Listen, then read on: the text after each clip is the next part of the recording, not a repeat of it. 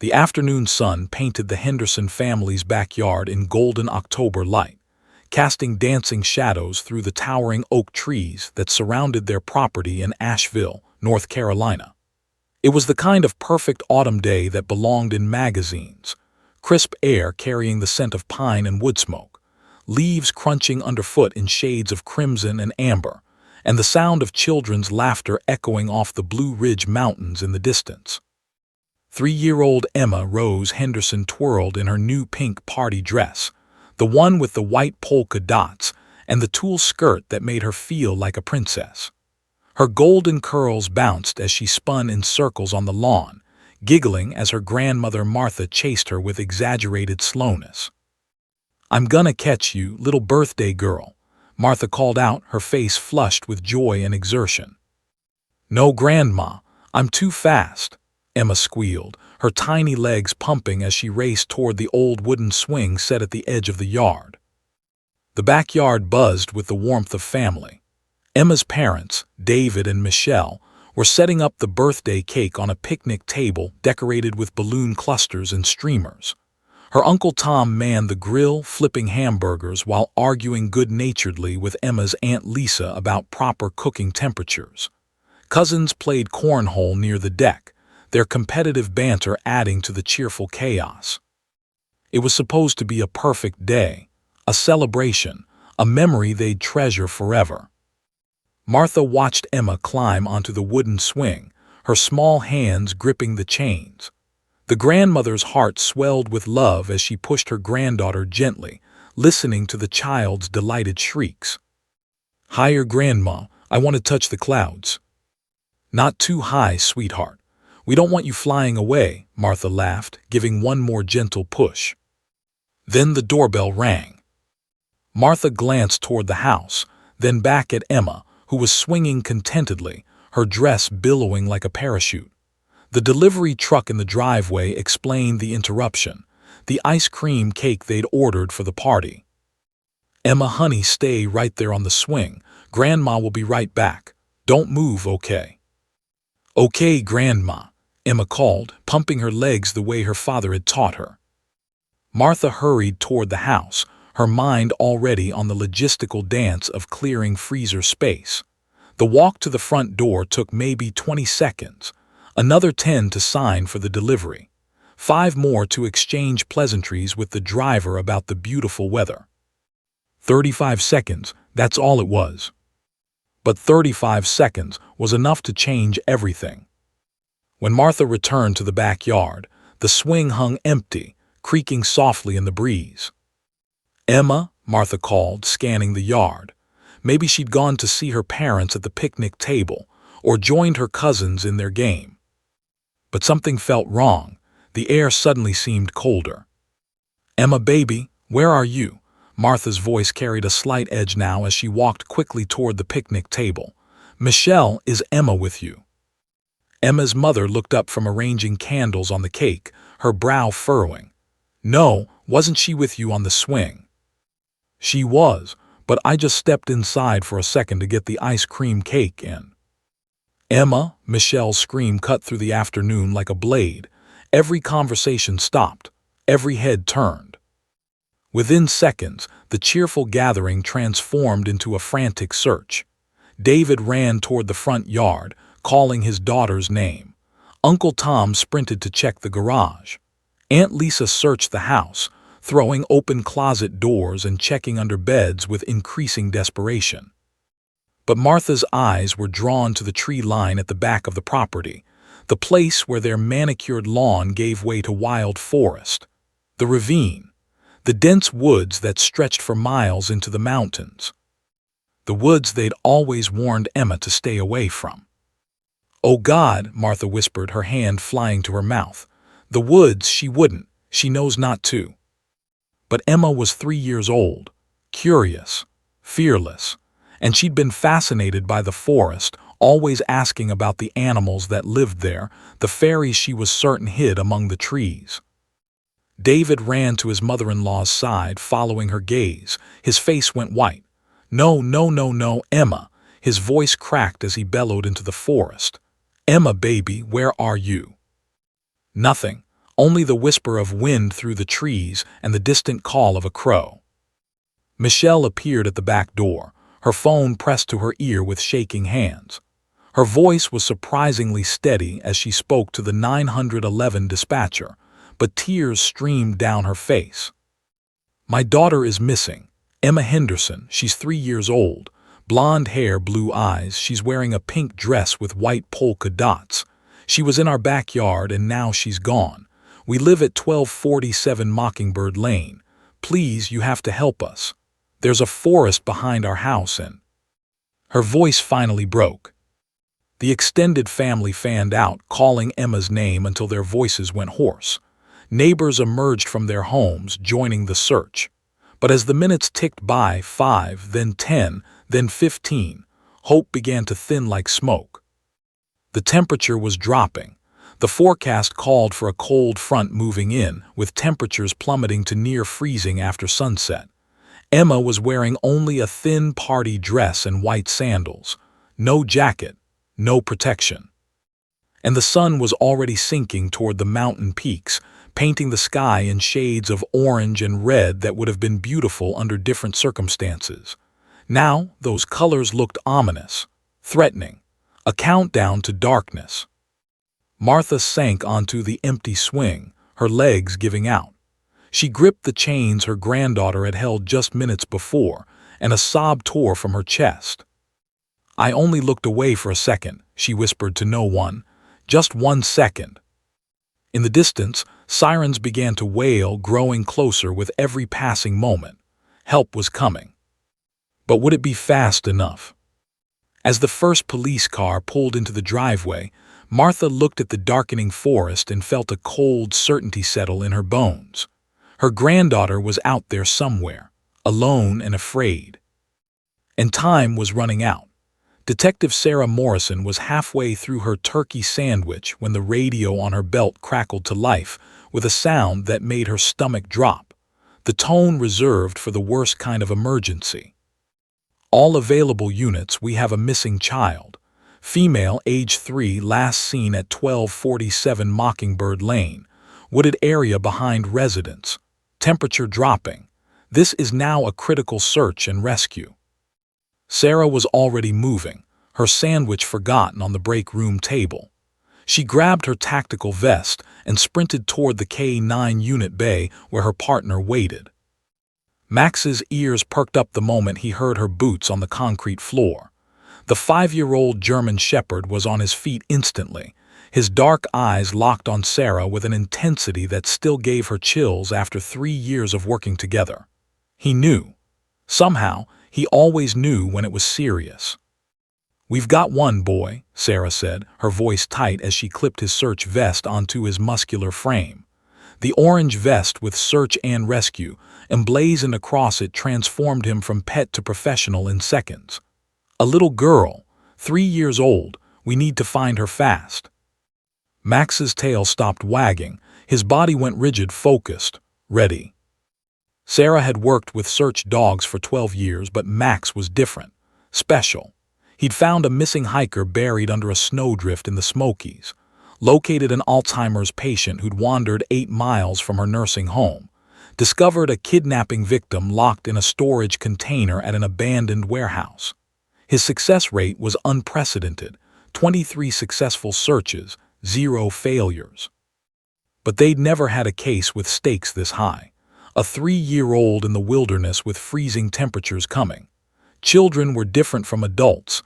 They didn't leave logical trails.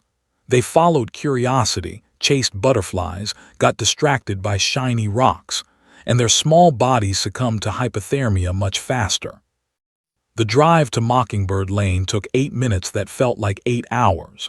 Sarah could see the sun sinking lower with every passing second, the sky transforming from blue to purple.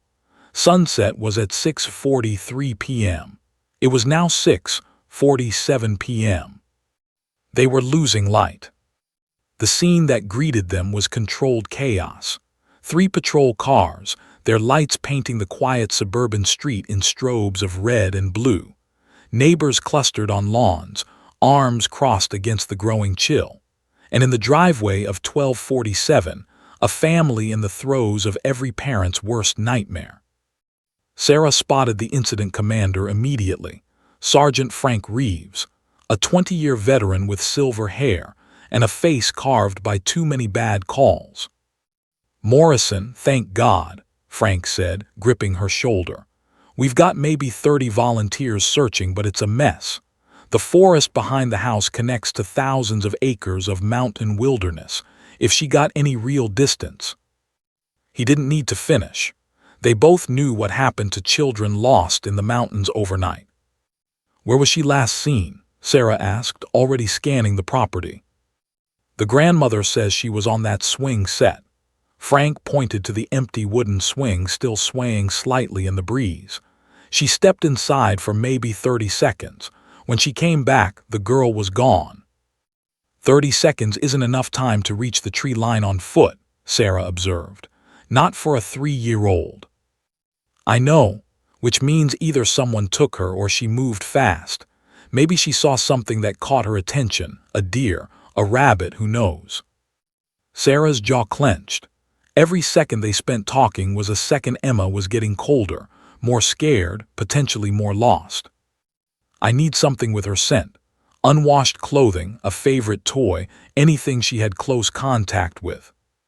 Frank led her to the picnic table where a woman sat hunched over, her body racked with silent sobs. Emma's mother, Michelle. Beside her stood a tall man with red-rimmed eyes, the father, David. "Mrs. Henderson," Sarah said gently, kneeling beside the grieving mother. "I'm Detective Morrison. This is Max. He's a search and rescue dog and he's going to help us find Emma. But I need something that belongs to her, something she's touched or worn recently." Michelle looked up, her face streaked with mascara and tears. For a moment, hope flickered in her eyes as she took in Max's alert stance, his intelligent gaze. "Her rabbit," Michelle whispered. "She sleeps with it every night. She was holding it before the party started. It's in her bedroom. Can you get it for me? And please don't let anyone else touch it. Max needs her scent to be clear." 2 minutes later, Sarah held a well-loved stuffed rabbit, pink and worn soft from countless hugs. She could see the devotion in the repairs, carefully stitched tears, a replaced eye, evidence of a cherished companion. She brought Max to the swing set, the last place Emma had been seen. Volunteers had been careful not to contaminate the area, roping it off like a crime scene. Sarah knelt beside Max, holding the rabbit to his nose. "This is Emma, boy. Find Emma. Find the girl." Max's nostrils flared as he drew in the scent, a complex mixture of baby shampoo, chocolate frosting, strawberry lip balm, and that indefinable sweetness unique to children. His entire body quivered with focus. Then he caught it. His head snapped toward the tree line, a low whine building in his throat. Not the playful sound he made during training. This was different, urgent, determined. "He's got something," Sarah called to Frank. "We're moving out." She turned to the gathered volunteers. "Everyone stay back and stay quiet. Max needs to focus. We'll call if we need assistance." Michelle lurched forward, grabbing Sarah's arm with desperate strength. "Please," she begged, "please bring my baby home." Sarah met her eyes and saw every parent's deepest fear reflected there. She wanted to promise that everything would be okay, that they'd find Emma safe and sound. But she'd been a cop too long to make promises she might not be able to keep. Instead, she said, "Max is the best there is. If Emma left a trail, he'll find it." Max barked once, sharp and insistent. He was ready to go. Sarah checked her gear. Flashlight, first aid kit, emergency blanket, radio flares. Everything she might need. Everything she prayed she wouldn't need. "Let's go, Max, find Emma." The German shepherd lunged forward, pulling against his lead with single-minded determination. They crossed the manicured lawn in seconds, the sounds of the frantic family fatting behind them. The tree line loomed ahead, dark and forbidding as the last light bled from the sky. Max didn't hesitate. He plunged into the forest, nose to the ground, moving with a certainty that made Sarah's heart pound. They were on the trail. But as the darkness closed around them and the temperature continued to drop, one thought echoed in Sarah's mind. Please let us be fast enough. Please let her still be alive. Max pulled harder, moving faster. And Sarah ran into the night, following the only hope Emma Henderson had left. The forest swallowed them whole. One moment, Sarah and Max were bathed in the fatting twilight filtering through the trees. The next, they were plunged into a darkness so complete it felt solid, pressing in from all sides. Sarah's flashlight beam cut through the blackness like a knife, illuminating twisted branches, gnarled roots, and the occasional flash of Max's orange vest as he bounded ahead. The German shepherd moved with absolute certainty, his nose sweeping back and forth across the forest floor. Every few seconds he would pause, recalibrate, then surge forward with renewed urgency. Sarah had learned to read his body language like a book, the set of his ears, the tension in his shoulders, the way his tail held steady when he was locked onto a scent. Right now every signal screamed, she's here, she came this way. Good boy, Max, keep going. Find Emma, Sarah encouraged, her breath coming in white puffs in the rapidly cooling air. The terrain was treacherous. What looked like solid ground in daylight became an obstacle course in the dark. Sarah stumbled over hidden roots, ducked under low-hanging branches that seemed to appear from nowhere, and splashed through a freezing creek that soaked her boots.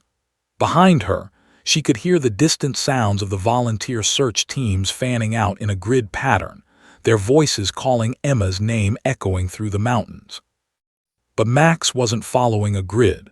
He was following Emma's exact path, and it was erratic, the wandering trail of a curious child who'd seen something interesting and chased it deeper into the wilderness. 15 minutes into the search, Sarah's radio crackled. "Morrison, what's your position?" She checked her GPS. "We're about half a mile northeast of the residence, heading up the ridge. Max is locked on." "Half a mile?" Frank's voice carried disbelief. "In 30 seconds, how did a 3-year-old?" "She didn't walk," Sarah interrupted, her detective instincts kicking in even as she jogged. "Someone carried her or she ran. Frank, this might not be a simple wandering case." Static silence. "Then, copy that, alerting the team, keep us posted." The implications were chilling, but Sarah couldn't think about that now. Whether Emma had wandered or been taken, the result was the same. A terrified child alone in freezing darkness. Max suddenly veered left, scrambling up a steep embankment covered in loose shale. Sarah followed, her hands grabbing at roots and rocks for purchase. Her palms scraped against rough bark, drawing blood, but she didn't slow down. At the top of the ridge, Max paused, his head swiveling. For one horrible moment, Sarah thought he'd lost the scent. Then he barked loud and sharp and took off running. "Max, wait," Sarah called, but the dog was in full pursuit mode now. She ran after him, her flashlight beam bouncing wildly, illuminating snapshots of forest, a deer's startled eyes reflecting green in the darkness, a carpet of pine needles, an owl launching silently from a branch overhead. The temperature had dropped below 40 degrees. Sarah could see her breath, feel the cold biting through her tactical jacket. What must it feel like for Emma in just a thin party dress? "Don't think about it, just move, faster." They'd been searching for an hour and 20 minutes when Sarah's worst fears began creeping in. The forest seemed endless, stretching in every direction. Children could only survive so long in these conditions. Emma was small, vulnerable. If she'd fallen asleep, hypothermia would set in faster. She might not even wake up. Max splashed through another creek, this one deeper, the icy water reaching his chest. Sarah waded in after him, gasping as the cold shocked her system. The current was stronger than expected, and she had to brace herself against rocks to avoid being swept downstream. On the far bank, Max shook himself once, a brief concession to discomfort, then continued his relentless pursuit. 2 hours, then 2.5. Sarah's legs burned. Her lungs ached, but she didn't slow down because Max didn't slow down, and Max was never wrong. They climbed over a massive fallen oak, its trunk wider than Sarah was tall. The tree had been dead for years, its bark stripped away, its branches reaching toward the sky like skeletal fingers. On the other side, the ground dropped away into a small ravine filled with scattered boulders and dense underbrush. Max started down without hesitation, but something in his demeanor changed. His tail went rigid, his ears flattened. A low whine built in his throat, not distress but intense focus. "You've got something," Sarah whispered, her heart hammering. "Show me, boy, where is she?" The dog moved more deliberately now, picking his way between boulders, his nose working overtime. He paused beside a massive oak tree that had to be 200 years old, its roots creating a natural shelter beneath the trunk. And then Max began to dig. His paws tore at a pile of leaves and forest debris, sending them flying in all directions. He barked again, louder this time, more insistent. Sarah rushed forward, adding her flashlight to the scene. "Emma, Emma, honey, can you hear me?" Nothing, just Max's frantic digging and the sound of Sarah's own ragged breathing. Then she saw it, a flash of pink fabric beneath the leaves. "Oh my God, Emma!" Sarah dropped to her knees, her hands joining Max's paws in clearing away the debris. Leaves, twigs, dirt. She threw it all aside with desperate urgency. And there, curled in a tiny ball beneath the oak tree's roots, was Emma Henderson. The child was unconscious, her lips blue, her skin pale as moonlight. She'd crawled or been placed into this natural hollow and somehow, whether by instinct or accident, had covered herself with leaves. It had probably saved her life, providing a thin layer of insulation against the deadly cold. "Emma, baby, wake up," Sarah said, her voice cracking as she gently touched the child's face. The skin was ice cold.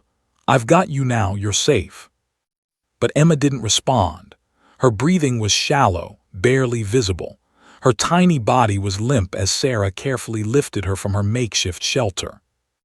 Hypothermia, advanced stage. Sarah's training kicked into overdrive. She grabbed the emergency blanket from her pack with shaking hands, wrapping Emma's tiny body. But it wasn't enough.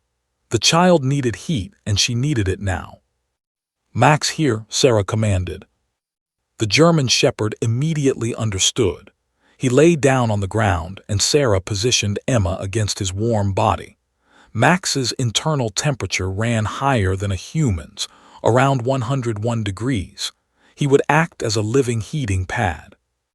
The moment Emma's cold skin touched Max's warm fur, something miraculous happened.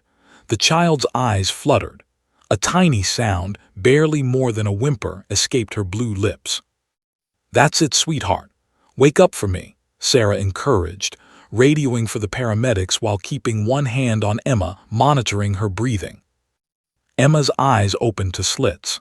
They were unfocused, glazed with cold and confusion. But then she seemed to register Max's presence, the warm fur beneath her cheek, the steady rise and fall of his breathing.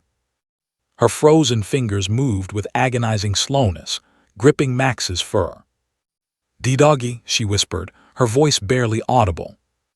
Tears streamed down Sarah's face. "Yes, baby, this is Max. He's a hero dog and he found you. You're going to be okay now." The sound of crashing through underbrush announced the arrival of the paramedics, their equipment clanking as they descended into the ravine. But when they tried to separate Emma from Max to assess her, the little girl's grip tightened. "No," she whimpered, her voice stronger now. "My doggy, stay."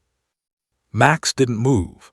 His dark eyes remained fixed on Emma, and he seemed to understand that she needed him in a way that transcended training or commands. "Let him stay," Sarah told the paramedics. "He's keeping her warm. It might be what's keeping her alive." As they worked to stabilize Emma, checking her vitals, wrapping her in thermal blankets, starting an IV, Max remained perfectly still. A living, breathing anchor for a terrified child who'd spent hours alone in the nightmare of a dark forest. When they finally lifted Emma onto the stretcher, she refused to release her grip on Max's fur. Sarah had to gently pry her tiny fingers loose, one by one. "Max will visit you at the hospital," Sarah promised, her voice thick with emotion. "I swear, he'll come see you tomorrow." Emma's eyes met Sarah's, blue and trusting despite everything she'd endured. "Promise," the little girl whispered. "I promise." As the paramedics carried Emma up the ravine toward the waiting ambulance, Max stood beside Sarah, watching until the child disappeared from view. Then he looked up at his handler with an expression that seemed almost human. "We did it, we saved her." Sarah sank to her knees and wrapped her arms around the German shepherd's neck. "You magnificent, beautiful boy," she sobbed into his fur. "You saved her life." In the distance, she could hear the eruption of joy as news reached the family. Emma had been found. Emma was alive. But as Sarah held her partner in the darkness of the forest, one thought nagged at the edges of her relief. How had a 3-year-old traveled half a mile through treacherous terrain in 30 seconds? Someone had carried her here, and that someone was still out there, St. Joseph's Hospital had never seen anything quite like Emma Henderson. The pediatric ward on the 4th floor was accustomed to sick children, injured children, frightened children. But Emma was different. She was a child who had stared into the abyss and somehow survived, and the trauma had locked her away in a place no doctor could reach.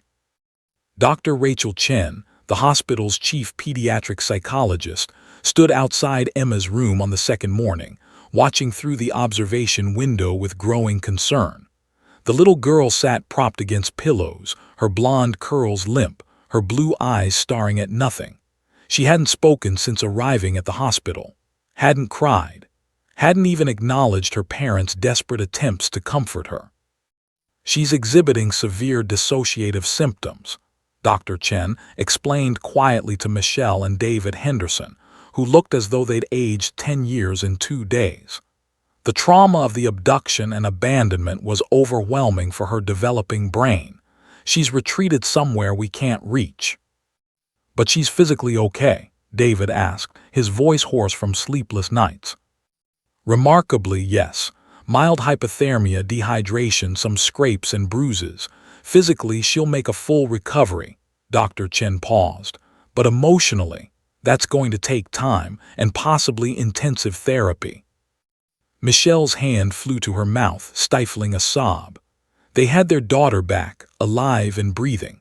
But the vibrant, chattering little girl who twirled in her pink dress was gone, replaced by this hollow-eyed shell. That's when Detective Sarah Morrison appeared at the end of the hallway, Max walking calmly at her side. "I made a promise," Sarah said simply when the nurse at the desk tried to protest about animals in the hospital. "That little girl in room 412 only let go of my dog because I swore he'd come see her. I keep my promises." Something in Sarah's tone, or perhaps the official police K9 vest Max wore, made the nurse back down. 15 minutes, she conceded. "But if this disrupts other patients—" "It won't," Sarah assured her. Michelle's eyes widened when she saw Max. "You're the detective, the one who found her." "Max found her," Sarah corrected gently. "I just followed. May we see her?" Dr. Chen hesitated, professional caution warring with curiosity. "She hasn't responded to any stimuli since she arrived. Not toys, not videos, not even ice cream. I don't want to set false expectations." "Just give us 5 minutes," Sarah requested. They entered Emma's room quietly.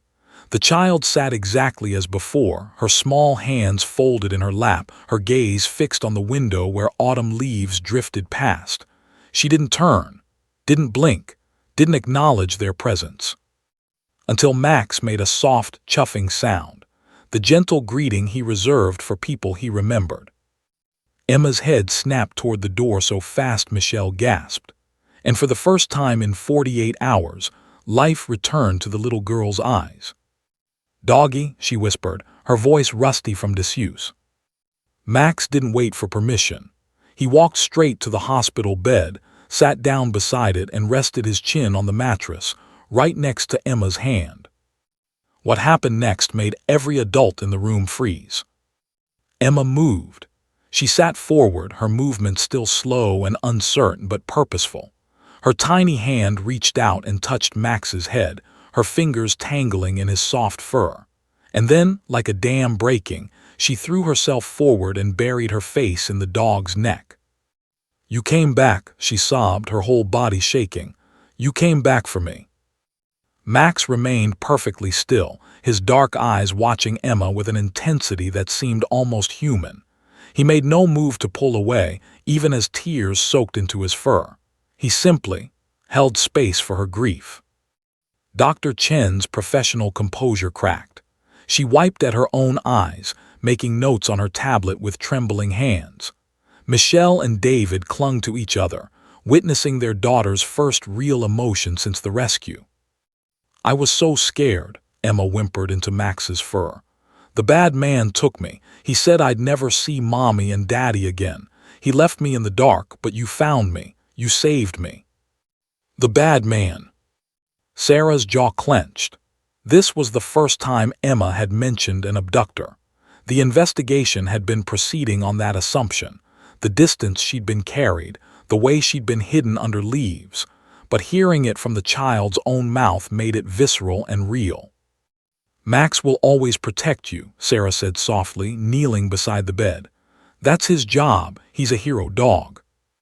Emma finally pulled back enough to look at Sarah, her face blotchy and wet. "Can he stay? Please, I need him." "I can't let him stay all day, sweetheart. He has important work to do, helping other people." Sarah saw Emma's face start to crumble and quickly added, "But I can bring him to visit you every day until you go home. Would that be okay?" Emma considered this, her hand never leaving Max's fur. "Every day." "Every single day, I promise." From that moment on, Max became as much a part of Emma's treatment as medicine or therapy. True to her word, Sarah brought Max to the hospital every afternoon at 3 o'clock. The staff quickly learned to work around these visits. They became the highlight of Emma's day, the only time she showed sustained engagement and emotional openness. With Max in the room, Emma began to talk. She told Dr. Chen about the bad man who'd been watching their house, who'd called her name from the woods. She described being carried through the forest, crying for her mommy, until the man heard the search teams and panicked. He'd shoved her under the tree, covered her with leaves, and told her if she made a sound, the monsters would get her. So she'd stayed silent, terrified, alone. But then Max came, Emma said on the 4th day, her arms wrapped around the dog's neck. "I heard him barking and I knew someone good was coming. He was warm. He chased the scary away." Max seemed to understand the weight of what he represented to this child. During visits, he was gentler than Sarah had ever seen him, moving slowly, letting Emma explore his ears, his paws, his wet nose. When she wanted to play, he played carefully, his movements measured. When she needed comfort, he became a living teddy bear, patient and still. The transformation was remarkable. By day 5, Emma was eating full meals, but only if Max was in the room. She began drawing again, picture after picture of a little girl and a big dog under stars. She laughed when Max's tail accidentally knocked over a cup of juice. She even ventured into the hallway to show other sick children her hero dog. Other patients benefited too. Max's presence on the pediatric ward became therapeutic for children who were struggling with their own traumas and illnesses. The hospital administrator quietly approached Sarah about making Max's visits official, a facility dog program for the entire hospital. But it was Emma who remained his primary focus. On the 6th day, as Emma sat cross-legged on her bed teaching Max to shake hands, a trick he'd known for years but performed with exaggerated enthusiasm, Dr. Chen pulled Sarah aside. "I've been doing this for 15 years, the psychologist said quietly. "I've never seen anything like this. That dog is reaching her in ways no human can. He's not just visiting her, he's healing her. Sarah watched Emma giggling as Max struggled to learn the trick, his tail wagging so hard his whole back end wiggled. Animals have a way of understanding trauma, Sarah reflected. They don't judge, they don't ask questions, they just accept, love, protect. Max knows she needs him and he's choosing to be what she needs. On the 7th day, the day before Emma's scheduled discharge, something shifted. Emma sat quietly with Max, her head resting against his side when she suddenly asked, "Will I see you after I go home?" Sarah had been dreading this question.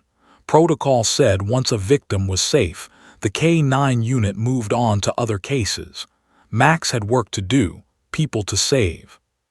But looking at Emma's anxious face, Sarah found herself making a promise that went far beyond protocol. "Yes," she said firmly, "Max and I will visit you at home, once a week every week for as long as you need us." Emma's face transformed with joy. "Really? You promise?" "I promise." What Sarah didn't know, what none of them knew, was that this promise would eventually bring them all back together in a way no one could have anticipated. In a courtroom, where Emma would face the man who tried to steal her future, and where Max would stand beside her, a silent guardian, as she found her voice and spoke 2 words that would change everything. Detective Sarah Morrison sat in the cramped evidence room at Asheville Police Department headquarters, staring at 3 computer monitors that displayed a truth so disturbing it made her stomach churn. What had begun as a miraculous rescue was evolving into something far darker. It had been 2 weeks since Max found Emma in the forest. The little girl was home now, healing slowly with weekly visits from her canine hero, but Sarah couldn't let it go. The pieces didn't fit. On the first monitor, security camera footage from a gas station 2 miles from the Henderson residence. Date stamped the day of Emma's disappearance. A white van with a distinctive dent in the rear panel, filling up at pump 3. On the second monitor, traffic camera footage from Mockingbird Lane, time-stamped 3:47 p.m., exactly 2 hours before Emma vanished. The same white van, driving slowly past the Henderson home for the 3rd time that week. On the third monitor, a driver's license photo, Daniel Marcus Cortez, age 36. Last known address, 2847 Oak Street, Asheville. Criminal history, a sheet that made Sarah's blood run cold. "Tell me I'm wrong," Sarah said to her partner, Detective James Rodriguez, who stood behind her with his arms crossed. "Tell me this is coincidence." "It's not coincidence," James replied grimly. "We've got him on camera casing the house. We've got his van in the neighborhood the day she disappeared, and we've got his record." Sarah clicked open Cortez's file. The words seemed to burn off the screen. Sexual assault of a minor, 2015, served 3 years. Attempted kidnapping, 2019. Charges dropped due to witness recantation.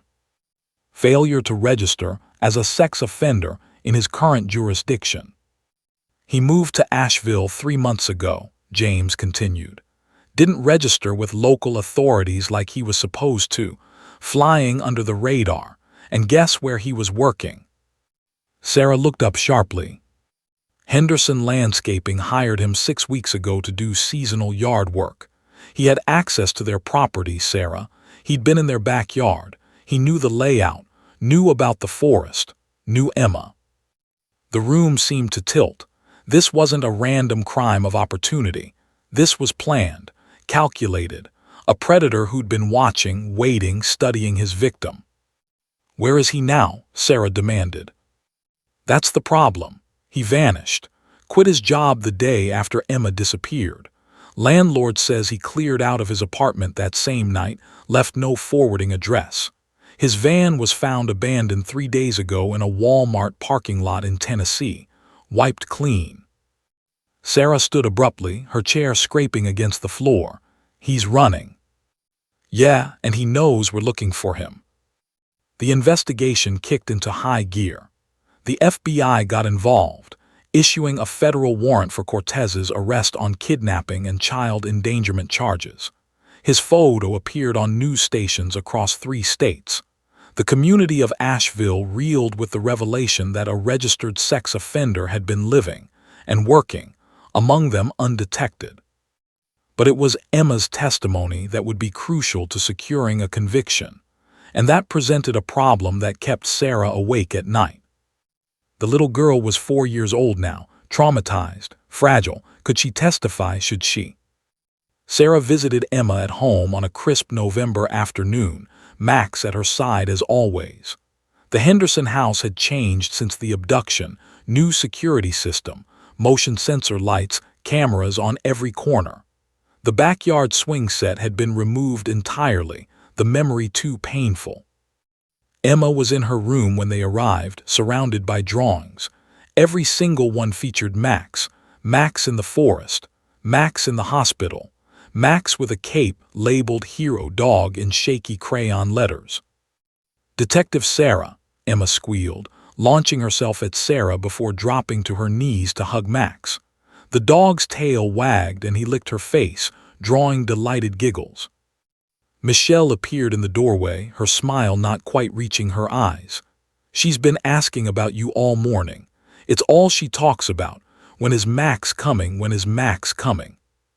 Sarah watched Emma whisper secrets into Max's ear, and her heart broke a little. This child had been through hell, and now Sarah had to ask her to relive it. "Michelle, we need to talk about the case." They moved to the living room while Emma played with Max in her room. David joined them, his face already tensing with protective anger. "We've identified the suspect," Sarah began carefully. "Daniel Cortez. He was a seasonal worker for a landscaping company. He'd been on your property multiple times." Michelle's hand flew to her mouth. "Oh my God, I remember him. Quiet guy, never looked at us directly. I thought he was just shy." "He was watching," Sarah said gently, "planning. We have evidence that he'd been stalking Emma for weeks. The day of the party, he saw his opportunity when Martha went inside. He called Emma's name from the forest. She's mentioned a bad man calling her. She went to see who it was, and he grabbed her, carried her deep into the woods and hid her when he heard the search teams." David's fists clenched so hard his knuckles went white. "Where is he? Where is this monster?" "We don't know. He ran, but we'll find him." Sarah paused, choosing her next words carefully. "When we do, we're going to need Emma to testify, to identify him, to tell her story." "No," Michelle's response was immediate and fierce. "Absolutely not. She's 4 years old. She's finally starting to sleep through the night again. I won't have her traumatized all over again in some courtroom." "I understand," Sarah interrupted gently. "Believe me, I do. But without her testimony, our case is circumstantial. We can place him in the neighborhood. We can prove he had access to your property. But we can't definitively prove he took her unless Emma identifies him."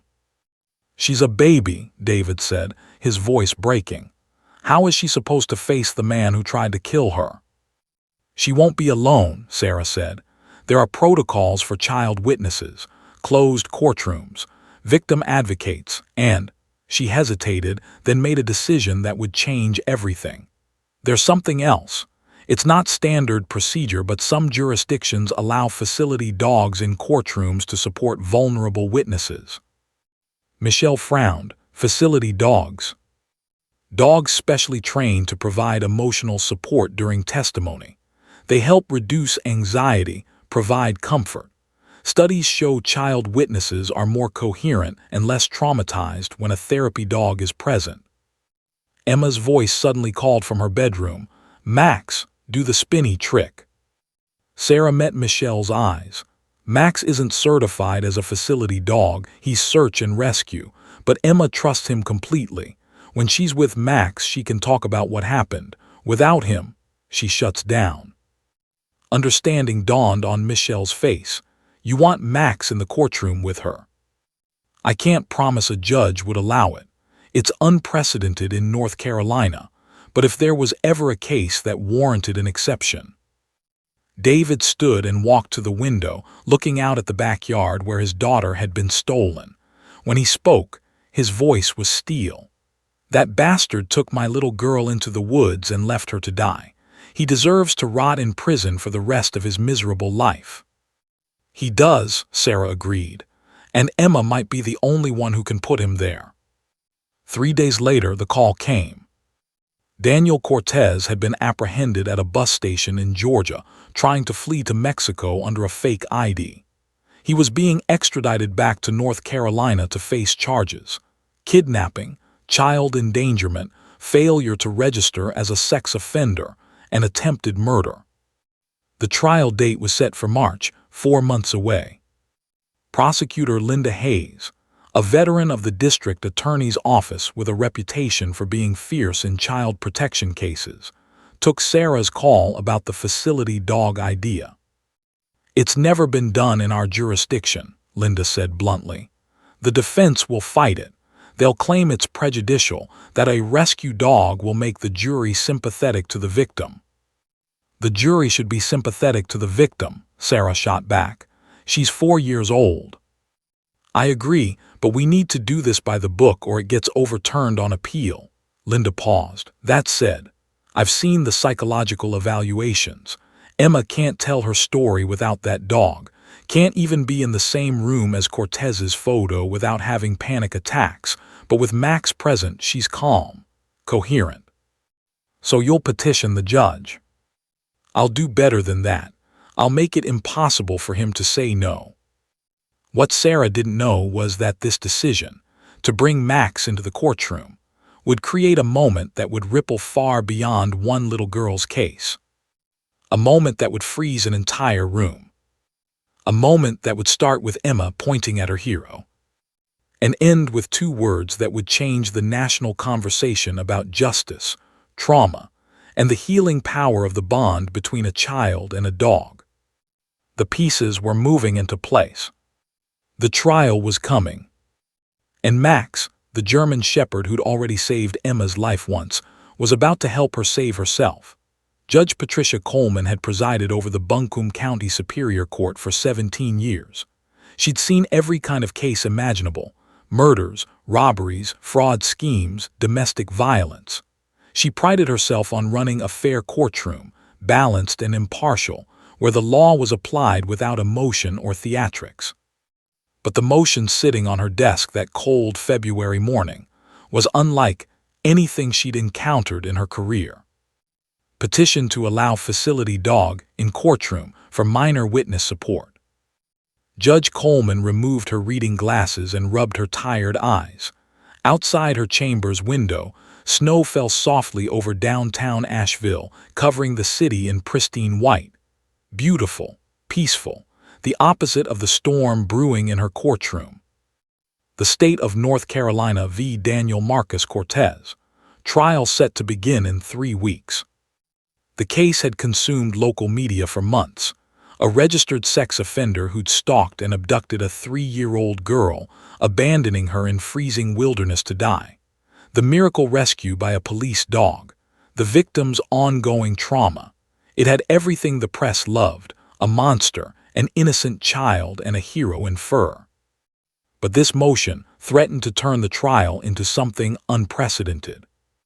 Prosecutor Linda Hayes wanted to bring a German shepherd, the very dog who'd rescued Emma Henderson, into the courtroom during the child's testimony. Judge Coleman read through the supporting documents for the 3rd time.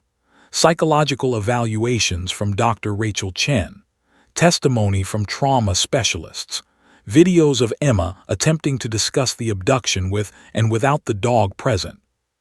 The difference was stark. Without Max, Emma became catatonic, nonverbal, trembling. With Max beside her, she could speak clearly, answer questions, recount details. Still, this was a criminal trial. There were rules, protocols, centuries of legal precedent. Her intercom buzzed. "Your Honor, the attorneys are here for the preliminary hearing." Judge Coleman straightened her robe and entered the courtroom. Prosecutor Linda Hayes sat at the state's table, her steel gray hair pulled back severely, her expression all business. She'd built her career on protecting children, and she approached each case like a holy crusade. Across the aisle sat Marcus Brennan, the public defender assigned to Cortez. Brennan was young, idealistic, and unfortunately for him, stuck defending the indefensible. But he was doing his job, and Judge Coleman respected that. "Your Honor," Brennan began, rising to his feet the moment court was in session, "the defense strenuously objects to this facility dog motion. It's prejudicial, it's manipulative, and it's designed to garner sympathy. It's designed to help a traumatized 4-year-old child testify," Linda cut in sharply, "something she literally cannot do without support." "Then perhaps she shouldn't testify," Brennan shot back. "The prosecution has forensic evidence, witness testimony, traffic camera footage. All circumstantial without victim identification," Linda countered. "Mr. Cortez's DNA wasn't found on Emma because he was careful. He wore gloves, but Emma can identify him. She remembers his voice, his face, what he said to her. She's 4 years old. Her memory is unreliable at best." "Enough!" Judge Coleman's voice cut through the argument like a blade. Both attorneys fell silent. "Mr. Brennan, I've read the case law you cited. Stevens v. Michigan, Ramirez v. Texas. I'm aware that facility dogs in courtrooms are controversial. However, 17 states currently allow them, and the practice has been upheld on appeal multiple times." Brennan's jaw tightened. "Your Honor, with respect, those cases involved certified facility dogs, animals specifically trained and tested for courtroom environments. This is a police K9, a German Shepherd who tracked and apprehended suspects. The jury will see him as an extension of law enforcement, which prejudices them against my client." It was a fair point. Judge Coleman turned to Linda, "Ms. Hayes. Max is a search and rescue dog, not an attack dog. He's never been involved in violent apprehensions. His entire career has been saving lives, lost hikers, missing children, disaster victims. The prejudice argument doesn't hold water because Max isn't testifying against Mr. Cortez. He's simply providing emotional support to a witness who desperately needs it." Judge Coleman considered this. "I want to see the child. Bring her to my chambers." 20 minutes later, Emma Henderson sat in Judge Coleman's chambers, a room deliberately designed to be less intimidating than the courtroom. Warm wood paneling, soft chairs, a shelf of law books mixed with family photos. Emma's parents flanked her protectively. The little girl clutched a stuffed dog that bore a remarkable resemblance to Max, her blue eyes wide and uncertain. Judge Coleman knelt down to Emma's level, her formal demeanor softening. "Hello, Emma. My name is Judge Coleman. Do you know what a judge does?" Emma shook her head, pressing closer to her mother. "A judge makes sure everyone follows the rules and that people tell the truth. That's my job. And I need to ask you some questions, okay?" Silence. Emma's grip on the stuffed dog tightened. "Emma, do you remember the bad man who took you into the forest?" The reaction was immediate and devastating. Emma's face went white. Her breathing quickened. She made a small, wounded sound and buried her face in Michelle's side, trembling. Dr. Chen, who'd accompanied the family, intervened gently. "Emma, honey, you're safe. The bad man can't hurt you. Can you tell Judge Coleman what happened?" But Emma had retreated into herself, that familiar shutdown that everyone who worked with her had come to recognize. No amount of coaxing could reach her. Judge Coleman sat back, her heart heavy. This child couldn't testify. She'd completely fall apart on the witness stand. The case would fall apart with her. Unless... "Ms. Hayes, is Detective Morrison available?" Linda made a quick phone call. 10 minutes later, Sarah Morrison entered the chambers. With Max. The change in Emma was instantaneous and miraculous. Her head snapped up. Her face transformed from terrified to joyful in a heartbeat. "Max," she cried, launching herself off her mother's lap. The German Shepherd's tail wagged as Emma threw her arms around his neck. He licked her face, making her giggle, the first sound of happiness she'd made since entering the courthouse. "Good boy, Max," Emma murmured, her fingers tangling in his fur. "I was scared, but you're here now." Judge Coleman watched, transfixed. The dog seemed to understand exactly what Emma needed. He sat perfectly still, letting her hold him, his dark eyes calm and reassuring. "Emma," Judge Coleman said gently, "can you tell me about the bad man now?" With Max beside her, Emma's voice was steady. "He was watching our house. He knew my name. He called me from the trees and said my mommy wanted me to come, but she didn't. He lied." "What happened then?" "He picked me up and covered my mouth. I couldn't scream. He carried me really far and it was dark and scary. He put me under a tree and said if I made noise, monsters would eat me." Emma's voice wavered but didn't break.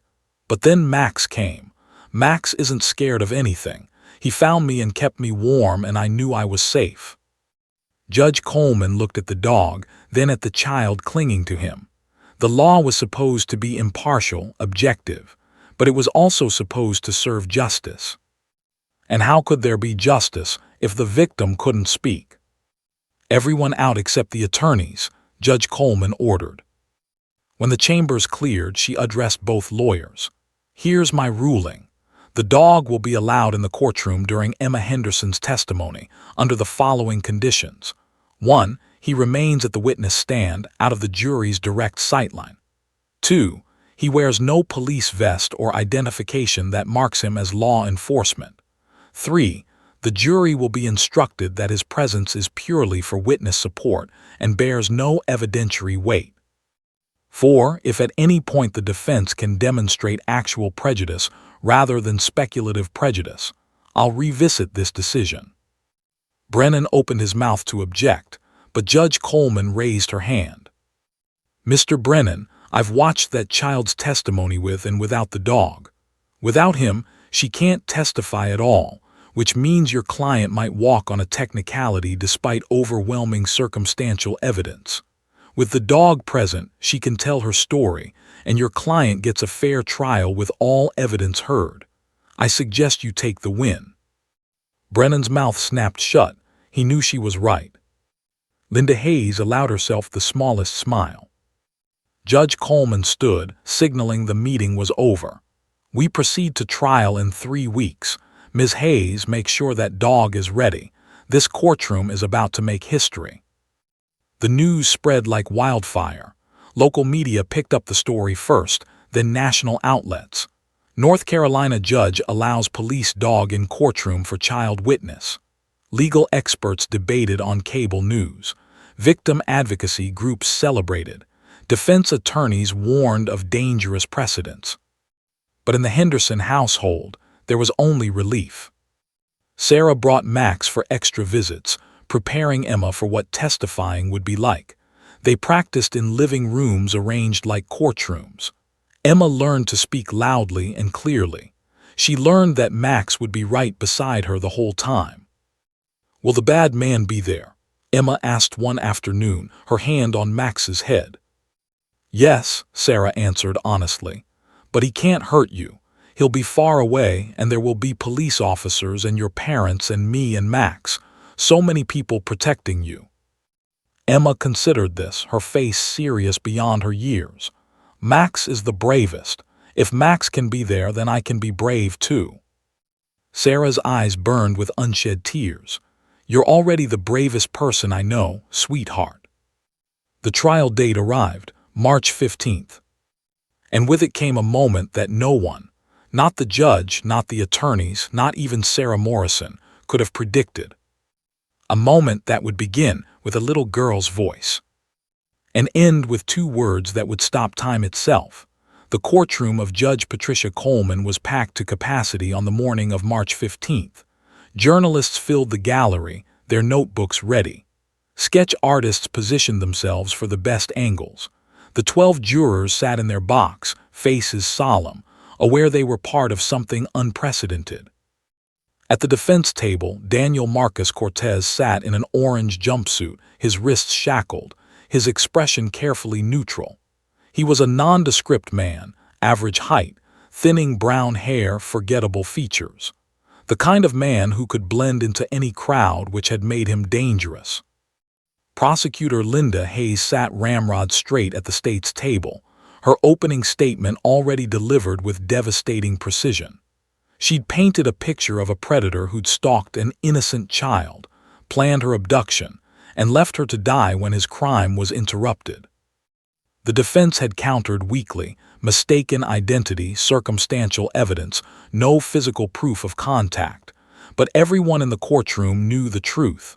The evidence was damning: traffic cameras, witness testimony, Cortez's own criminal history and failure to register as required. But none of it was enough without Emma. For 6 days, the trial had proceeded without her. Expert witnesses testified about hypothermia, about search and rescue protocols, about pedophilic behavior patterns. Detective Morrison described finding Emma half dead under that oak tree. The jury had wept openly. But now, on day 7, everything came down to a 4-year-old girl's ability to face her abductor. "Your Honor," Linda Hayes announced, her voice steady despite the weight of the moment, "the state calls Emma Rose Henderson to the stand." A collective intake of breath swept through the gallery. The side door opened and Emma entered with her mother. The little girl wore a yellow dress, sunshine yellow her mother had chosen deliberately, a defiant brightness against the darkness of what she'd endured.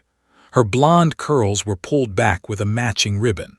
She looked impossibly small, impossibly fragile, and impossibly terrified. Emma's eyes swept the courtroom. The high ceilings, the American flag, the stern-faced judge in black robes, the rows of strangers staring at her. Her step slowed. Her breathing quickened. She was shutting down, retreating into that safe place in her mind where the monsters couldn't reach. Michelle knelt beside her daughter, whispering encouragement, but Emma's face had gone pale and blank. This was it, the moment that would make or break the prosecution's case. Judge Coleman leaned forward. "Ms. Hayes, perhaps we should take a brief recess." "Your Honor," Sarah Morrison's voice cut through the tension. She stood at the back of the courtroom. "May I approach?" Judge Coleman nodded and Sarah walked down the center aisle. Every eye in the room followed her. She wasn't carrying files or evidence. She was holding Max's leash.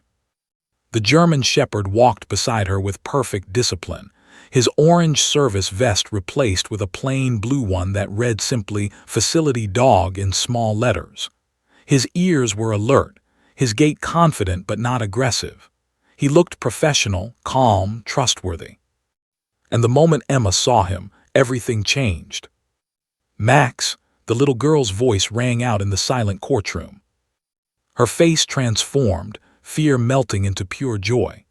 She pulled away from her mother and ran, her yellow dress fluttering, her small shoes tapping against the polished floor. She threw herself at Max, and the dog caught her expertly, bracing himself as she wrapped her arms around his neck. His tail wagged slowly, sedately, as if he understood the solemnity of the moment. He licked her cheek once gently, and Emma buried her face in his fur. "You came," she whispered. "I knew you'd come." There wasn't a dry eye in the jury box. Even Judge Coleman had to clear her throat before speaking. "Detective Morrison, please escort the witness and the facility dog to the stand." Sarah led them both to the witness box, a space suddenly too small for a 4-year-old child and a 70-pound German Shepherd, but they made it work. Emma sat in the chair, and Max positioned himself beside her, his head level with hers. She kept one small hand buried in his fur. Linda Hayes approached gently. "Emma, can you tell the court your name?" "Emma Rose Henderson." Her voice was soft but clear. "And how old are you, Emma?" "I'm 4. I'll be 5 in October." "Emma, do you remember what happened at your birthday party last year?" Emma's hand tightened in Max's fur. The dog leaned closer, offering silent support. "Yes, the bad man took me." "Can you tell us about that?" Emma took a shaky breath. "I was swinging, Grandma went to get something. I heard a man call my name from the woods. He said Mommy wanted me to come to her, but it was a lie. What happened when you went to the woods? He grabbed me, put his hand on my mouth so I couldn't scream. It hurt. I was scared. Emma's voice trembled, but with Max beside her, she didn't break. He carried me far away. It got dark. He put me under a tree and said monsters would get me if I made noise. Then he left me. I was so cold, I thought I was going to die. The courtroom was absolutely silent, except for Emma's small voice, and the occasional muffled sob from the gallery. Emma, Linda said carefully, do you see that man in the courtroom today? Emma's eyes finally moved toward the defense table. The moment she saw Cortez, she flinched, pressing against Max. The dog remained steady, a living anchor. That's him, Emma whispered, pointing with a shaking finger. That's the bad man. Let the record show the witness has identified the defendant, Judge Coleman stated. Marcus Brennan cross-examined as gently as anyone could cross-examine a traumatized child, but there was nothing he could do. Emma's testimony was devastating, clear, credible, and with Max beside her, she never wavered. When it was over, Linda Hayes thanked Emma and began to lead her down from the stand. But Emma hesitated. She looked at Max, then at the courtroom, then at Sarah Morrison standing near the prosecutor's table. No one had told Emma what would happen next. No one had explained that Max would need to leave, that his role in the trial was technically over. Sarah opened her mouth to call Max to her side for the K-9 protocol demonstration that was next on the docket, a planned exhibition of how search and rescue dogs work, meant to give context to Max's role in finding Emma. But before Sarah could speak, the side door opened, and Detective Morrison was called to demonstrate search techniques with Max. Emma's head whipped around at the sound of the door. She hadn't known Max would be leaving. Panic flashed across her face, the fear that she was being abandoned again, left alone with the bad man. Then she saw Detective Sarah walking toward the witness stand to retrieve Max for the demonstration. And something inside Emma broke open. She stood up on her chair in the witness box, her yellow dress bright as sunshine, her small frame suddenly radiating a fierce, defiant strength. Her arms shot out, pointing across the courtroom directly at Max. And in a voice that rang like a bell, clear and strong and absolutely certain, she shouted two words that would echo far beyond that courtroom, far beyond that trial, far beyond that moment. "My hero." The courtroom froze. Time itself seemed to stop. Hardened court officers, men and women who'd seen every horror humanity could offer, stood with tears streaming down their faces. Jurors openly wept. The court reporter's hand stilled on her machine. Journalists forgot to take notes. Even Judge Coleman's gavel slipped from her trembling hand and clattered onto her bench. Max's ears perked up at Emma's voice. His tail began wagging, not the professional restraint he'd shown moments before, but pure, unfiltered joy. He recognized his girl, his purpose, the life he'd saved. A sound escaped his throat, something between a whine and a bark, a dog's expression of love and recognition.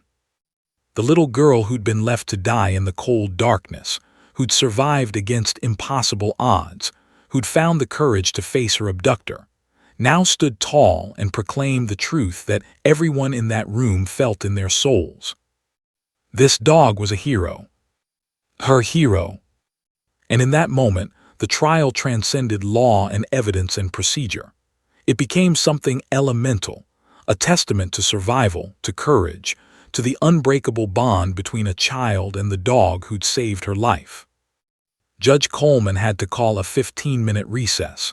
No one could continue. The emotion was too raw, too powerful, too overwhelming.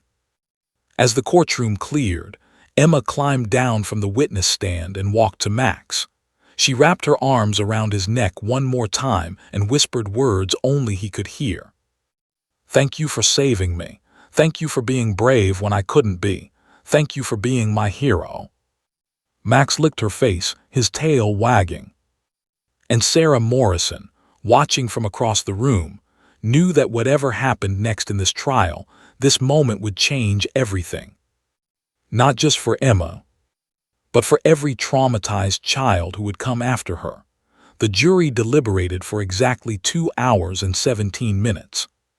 When they filed back into the courtroom on that March afternoon, their faces told the story before the foreman ever spoke. Some had red-rimmed eyes. Others held their heads high with grim satisfaction.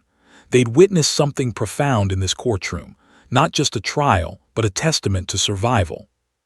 In the case of the state of North Carolina versus Daniel Marcus Cortez, on the charge of kidnapping in the first degree, how do you find? Guilty, Your Honor. On the charge of attempted murder. Guilty. On the charge of child endangerment. Guilty. Michelle Henderson collapsed into her husband's arms, sobbing with relief. In the gallery, strangers embraced. Even the journalists, trained to remain objective, smiled through their tears. At the defense table, Daniel Cortez showed no emotion, but his hands, shackled on the table before him, trembled slightly. Judge Patricia Coleman's voice was steel-wrapped in ice as she addressed him. "Mr. Cortez, you hunted a child. You stalked her, studied her routines, and waited for the perfect moment to steal her innocence and her life. You carried her into the wilderness and abandoned her to die alone in the cold and darkness.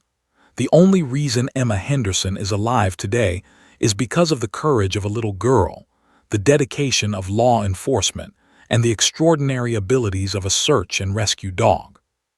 She paused, letting the weight of her words settle. "You will be sentenced to 40 years in federal prison without the possibility of parole. May you spend every one of those days remembering the child you tried to destroy and failed." The gavel came down with thunderous finality. It was over. But the story of Emma and Max was just beginning. The MY Hero moment, as it came to be known, had been captured by courtroom sketch artists and described in breathless detail by every journalist present. Within 24 hours, it had spread across the nation. News outlets ran features on facility dogs in courtrooms. Legal journals published articles analyzing the precedent.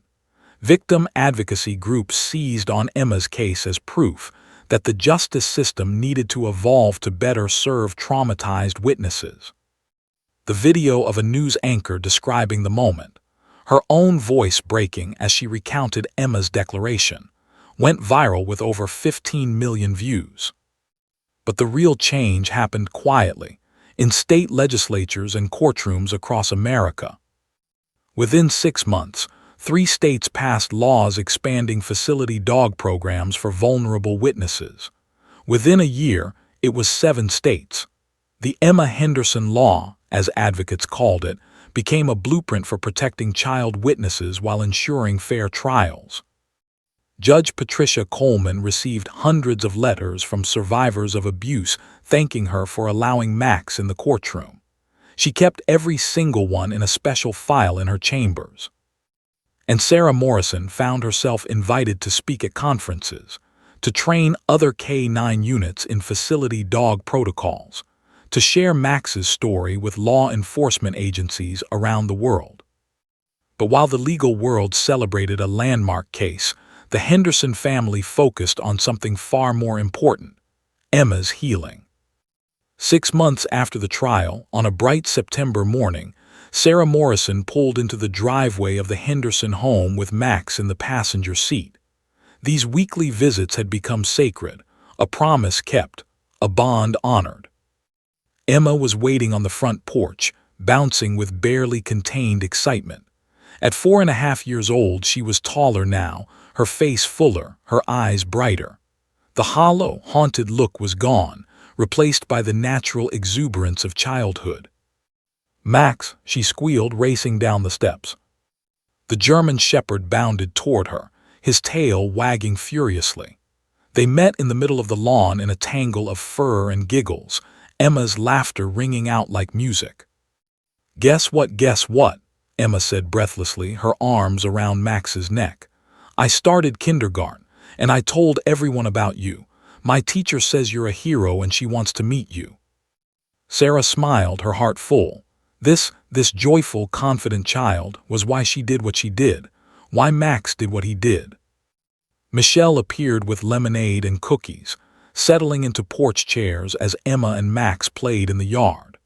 The adults watched in comfortable silence as the little girl threw a tennis ball, and Max retrieved it with exaggerated enthusiasm, making her laugh until she had to sit down to catch her breath.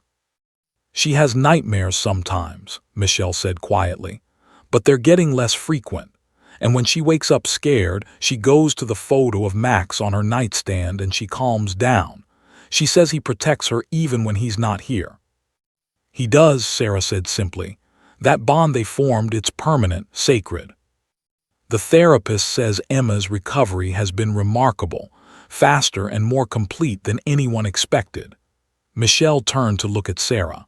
"It's because of Max, isn't it? He gave her something to hold on to when everything else felt unsafe." "They saved each other," Sarah reflected. "Max saved her life in that forest, and she gave his life deeper meaning. He's just a dog doing his job most days, but with Emma he's something more. He's hope. Proof that goodness exists in a world that showed her darkness." As the afternoon wore on, Emma brought out her latest artwork, a poster board covered in drawings and glitter glue. "Look, I made this for Max." The poster read in careful, uneven letters, "Max is the best hero in the whole world." Around the words were drawings: Max finding her in the forest, Max in the hospital, Max in the courtroom, and in the center a picture of a little girl and a big dog under a sky full of stars, holding hands or paw. "This is beautiful, sweetheart," Sarah said, genuinely moved. "It's for him to keep," Emma announced, "so he never forgets me." Sarah knelt beside the little girl. "Emma, Max could never forget you. You're the most important rescue he ever made. You always will be." Emma seemed to consider this, her small face serious. Then she looked up at Sarah with those bright blue eyes. "When I grow up, I'm going to be a police officer like you, and I'm going to have a dog like Max, and I'm going to save people who are scared and lost." Sarah's throat tightened with emotion. "I think you'd be amazing at that." "Because Max showed me," Emma said matter-of-factly. "He showed me that even when you're really, really scared, you can still be brave, and that it's okay to need help, and that heroes are real." As the sun began to set, painting the sky in shades of orange and gold, Sarah prepared to leave. Emma hugged Max extra tight, whispering her usual secrets into his fur. The dog stood patient and still, his eyes half closed in contentment. "Same time next week?" Emma asked hopefully. "Same time next week," Sarah confirmed. "Every week for as long as you want." "Forever then," Emma said simply. As Sarah drove away, Max's head on the passenger seat armrest watching the Henderson house disappear in the rearview mirror, she thought about the journey they'd all taken. From that terrifying night in the forest to the triumph in the courtroom to these peaceful afternoons of healing. One little girl, stolen and abandoned, who'd found the strength to face her monster. One German shepherd, trained to find the lost, who'd found his purpose. And two words, my hero, that had changed not just their lives, but the lives of countless others who would come after. The story of Emma and Max had begun in darkness, but it would end in light. And somewhere in Asheville, North Carolina, a 4-year-old girl went to bed that night clutching her stuffed dog, dreaming of the day she'd wear a badge and save lives, just like her hero had saved hers. The legacy of courage, love, and unbreakable bonds would continue. Because heroes, whether human or canine, never truly die. They live on in the lives they touch, the hope they inspire, and the promise that even in our darkest moments, we are never truly alone. The end.